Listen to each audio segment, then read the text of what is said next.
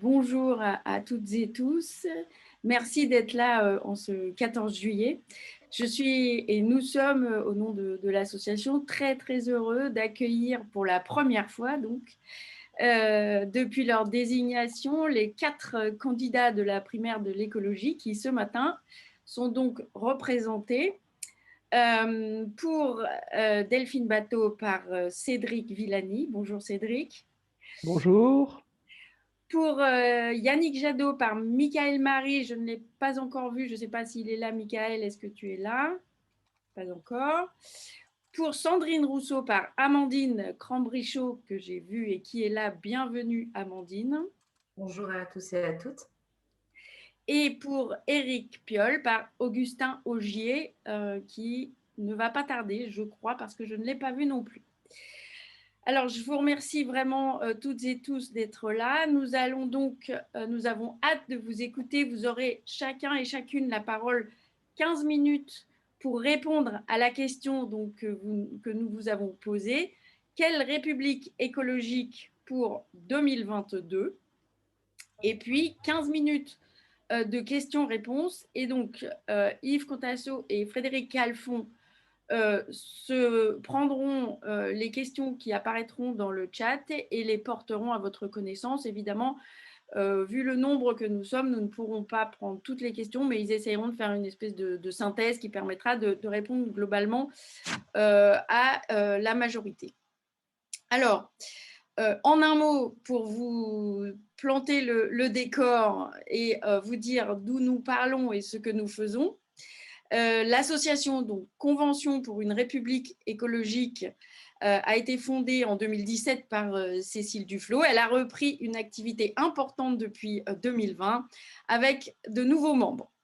Son objectif est de contribuer au fondement d'un projet nouveau en associant autour de l'écologie politique les valeurs et les histoires de plusieurs courants de pensée politique convergents de la gauche, du socialisme, républicanisme, solidarisme, etc., pour répondre aux enjeux actuels et porter une vision et des mesures pour gouverner à la hauteur des enjeux de l'urgence écologique et climatique, sociale, sanitaire et bien sûr démocratique et économique, et j'en passe. Nous sommes vraiment très heureux de faire la démonstration ensemble, avec vous ce matin, que non, il n'y a pas de problème avec la République. En revanche, nous voudrions faire la démonstration qu'il y a un espace politique à conquérir, un potentiel énorme pour réinventer, conceptualiser et formaliser un nouveau cadre de pensée. Alors, la République écologique, c'est un chantier à l'heure actuelle. Plusieurs partenaires politiques s'en emparent. Et ce matin, nous sommes très contents de vous laisser la parole pour justement donner un peu votre vision de la question qui sera, au fur et à mesure que nous avancerons dans le calendrier jusqu'à la présidentielle, évidemment de plus en plus d'actualité. Je pense que ce chantier de la République écologique doit être vu comme un vecteur d'innovation politique important.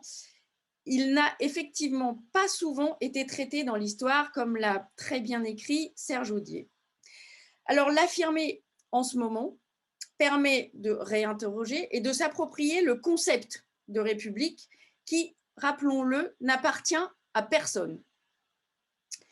Nous pouvons l'adapter aux enjeux du siècle en le réinventant. Après la lutte contre la monarchie et celle pour la République sociale, voici venu le temps, selon nous, de la République écologique. Ce n'est pas un carcan, mais c'est un idéal avec un potentiel politique de rassemblement très fort autour des notions d'intérêt général, de commun, de vivant, de démocratie, d'égalité, de liberté, de solidarité, et qui potentiellement peut induire une vraie révolution. Alors, il s'agit dans l'immédiat de proposer un horizon de sortie des crises issues du néolibéralisme et du productivisme qui ont tellement creusé les inégalités et épuisé les ressources de la Terre qu'elles ont mis le monde en danger. Alors, il s'agit évidemment de poser un cadre en adéquation avec la nécessité pour nous à 3 échelles, d'interroger philosophiquement les valeurs d'interdépendance des humains entre eux, mais aussi des humains, de l'humain et du non-humain, dans une république que l'on a appelée du vivant, et en finir avec les rapports de domination. D'affirmer politiquement les valeurs de démocratie, de solidarité, de liberté, d'égalité, auxquelles nous ajoutons celle de multiculturalité avec notamment Edgar Morin, notamment, et enfin de construire institutionnellement la forme politique, c'est-à-dire l'organisation des institutions et la hiérarchie des valeurs dans la Constitution.